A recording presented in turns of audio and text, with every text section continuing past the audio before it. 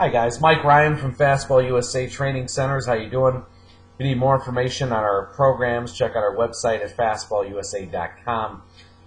Today's lesson is working on connection with the upper half, and we've got Hanley Ramirez as our model today. What I'm going to do is I'm going to let this slide forward to the point that his front foot plants to the ground. Here his front foot is planted, and Hanley Ramirez is doing some interesting things that maybe are not so much talked in the hitting world because of some of the myths out there. So first thing I want to point out is as Ramirez plants to the ground, and I'll play that back and forth, as he really comes down, he gets a lot of stretch in his lead arm. So if I pointed out where his shoulder is, where his elbow is, and where his hand is, there's a lot of stretch in that lead arm. A lot of guys aren't allowed to get that stretch because they're taught to believe that things that I guess you would call the power L. People talk about getting short to the ball.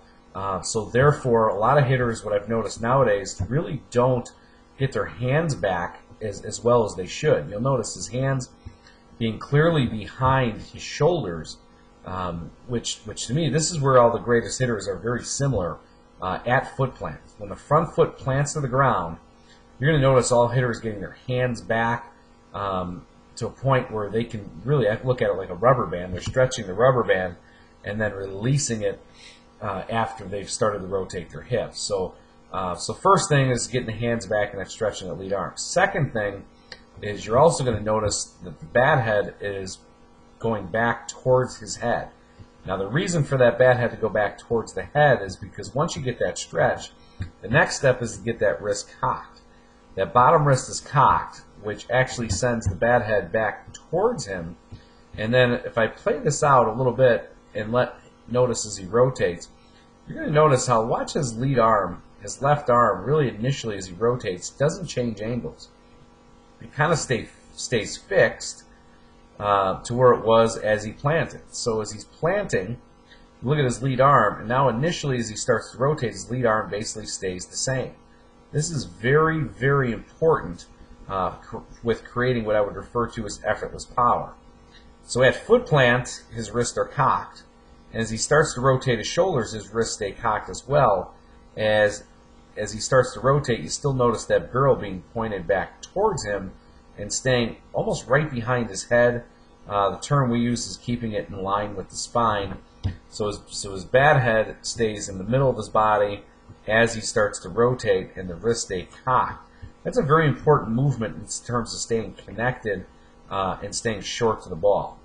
Now as I release this, as I watch him release into the baseball, if I play this back, you're noticing how the barrel kind of snaps forward into contact, and it does that because he's holding this angle, keeping the wrist cocked as long as possible, which sends the bat back and allows him to then snap, almost like you were snapping a towel, into contact. So the key, though, is keep what you're doing on that lead arm and that wrist as you get into that position to hit the ball and to basically crack the whip.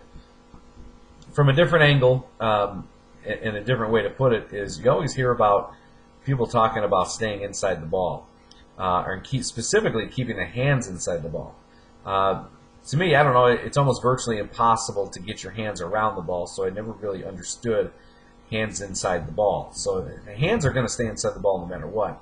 Watch the flight of this ball coming in here, and obviously his hands are inside the ball, but more importantly, his barrel stays inside the ball. So on this swing of Hanley Ramirez, you're going to notice that his barrel stays on that side of the white line, mainly because of what he's doing right in his wrist, right there. As his wrists stay cocked, it keeps his bat head back in that position. Now watch as I turn, as he goes back and forth and he starts to turn, watch how the lead arm doesn't really change angles, but the wrist does stay cocked as he goes back and forth. And this is similar to one of our exercises we do. We call it a double turn, where we work guys back and forth. The initial movement where we go 1, 2, and then 3, and then go ahead and hit. Second thing you'll notice as he starts to rotate, and really this is what sets keeping the wrist cocked up. If you don't do this well, it makes it harder. Look where his front shoulder is compared to where his wrist is. look at the gap in between his shoulder and his hands as he starts to rotate. That lead arm is basically already extended. And a lot of people would say that that is bad, that your hands need to be in closer to your body. But I'm telling you that as long as that wrist is cocked, that you're going to have, this bat head's going to lag back, and you actually have a lot more power. The longer the wrist stay cocked, his wrists are still cocked there, now he could snap the bat head forward and release it through contact. So, again, it goes back to sometimes misleading things. Right now, a lot of people would prefer that your hands be in towards your body at this point in time. And you see his hands are actually moving away from his body because the pitch is middle away. But his wrist stays cocked, his bat head stays almost right up against the side of his shoulder, and then he snaps through. So when we talk about connection, this movement right here is very important. Even though his hands are moving away, notice that his wrist stays cocked, his bat head stays back, and not the typical pull the hands in and cast the bat out. And actually, that's actually what happens if somebody overemphasizes pulling the hands in and keeping the hands in. What they would be doing is their hands would be working in towards their body, and then therefore the barrel would be working away from their body, actually reducing the power. So if you want to hit with more power without having to put all the effort and energy into it, work on holding this angle as long as you can. Hold the wrist cocked and then snap the barrel through, and then you'll notice that you get a lot more power into your swing. Going back to the first view we looked at is with the side view, as he starts to rotate. Even at this point, you'll notice as he initially starts to rotate, his hands are still over his back knee. So his hands have not gone forward yet.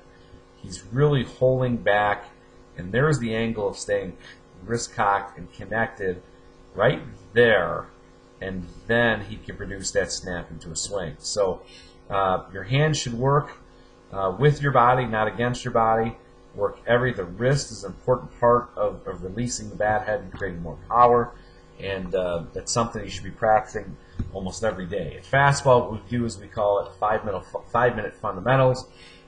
Before we start working on being explosive, we work from foot plant to mid-turn and back, and then foot plant to mid-turn, and then swing as part of our 5-minute fundamentals. Often and sometimes we'll start from foot plant right to swing in order to get the feeling for that, and then what we'll start to add is adding some load into the swing and some of the things that can help create momentum from the lower half to the upper half. So thanks for being with me today, and again, want more information, check out our website, fastballusa.com. Our explosive hitting caps continue all winter. You could also pick up the explosive hitting DVD online at our Fastball USA website. So have a great day, and we'll talk to you soon.